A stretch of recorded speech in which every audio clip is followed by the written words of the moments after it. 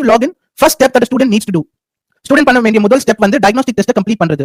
Diagnostic test should not take you more than 25 minutes. உங்க diagnostic test வந்து 25 நிமிஷத்துக்கு மேல உங்களுக்கு எடுக்க கூடாது. It's 4 parts. The max you can take is 25 minutes to complete your diagnostic test.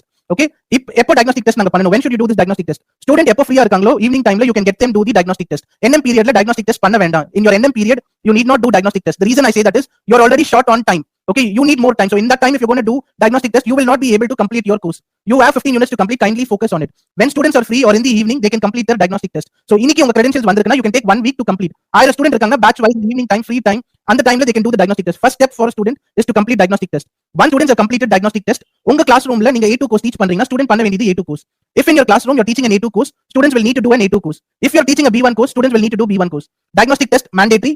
Diagnostic test அப்புறம் A2 course பண்ணனும். either any one course, A2 இல்ல B1. ஏதாவது ஒரு course student compulsory பண்ணிருக்கணும். திருப்பி சொல்றேன், diagnostic test mandatory. A2 இல்ல B1 ஏதாவது ஒரு course student should have definitely completed.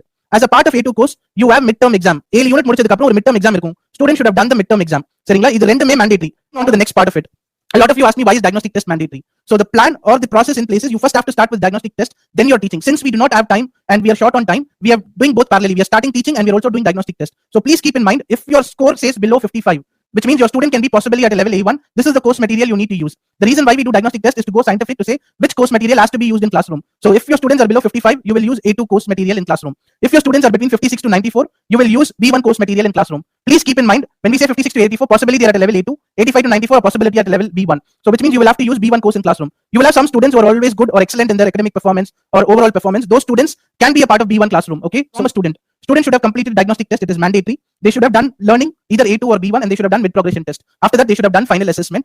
Time permits, they do additional practice. This is an expectation from a student. Okay, now coming to the final assessment part of it. Okay, so the final part, once you're done with your teaching, students have done with diagnostic test, learning, mid progression test. The last part that students will do is final assessment. Final assessment is all 4 skills: speaking, listening, reading, writing. LSRW, speaking, listening, reading, writing. Please keep in mind, it's a mobile based test or you can also take it on web browser. Each part will have 5 parts. So the training that you give in classroom and the digital learning that he does is what will help him for the final assessment. If you have trained him on 15 units, if he's used the activity sheet, if they've done the digital learning, okay, you need not worry about final assessment. நல்ல ஞாபகம் வெச்சுக்கோங்க, நீங்க class ரூம்ல அவங்களை teach பண்ணிருந்தீங்கன்னா, students வந்து அவங்களோட self access learning முடிச்சிருந்தாங்கன்னா, final assessment பத்தி கவலைப்பட வேண்டாம். They will definitely score well. 50 out of 50 they will definitely get. But if you skipped any one part, then there will be an impact on the final assessment. There is no limit. As I said, assessments can be only done once by student. So if there is an assessment in the program, it can only be done once. Learning can be taken multiple times. If there is any activity related on learning, you do that multiple times. If there is an assessment, you can only do it once. Okay, marks allocated is 100. மொத்த mark பாத்தீங்கன்னா 100 mark. Total marks allocated for this program is 100. In 100 marks, Cambridge awards 75 marks.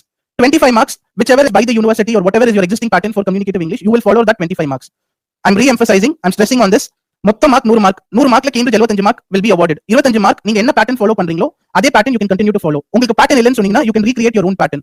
Okay, please keep in mind, total marks for this paper is 100 marks. 75 will be awarded from Cambridge, 25 by the college or the university. What pattern you follow, you continue to follow.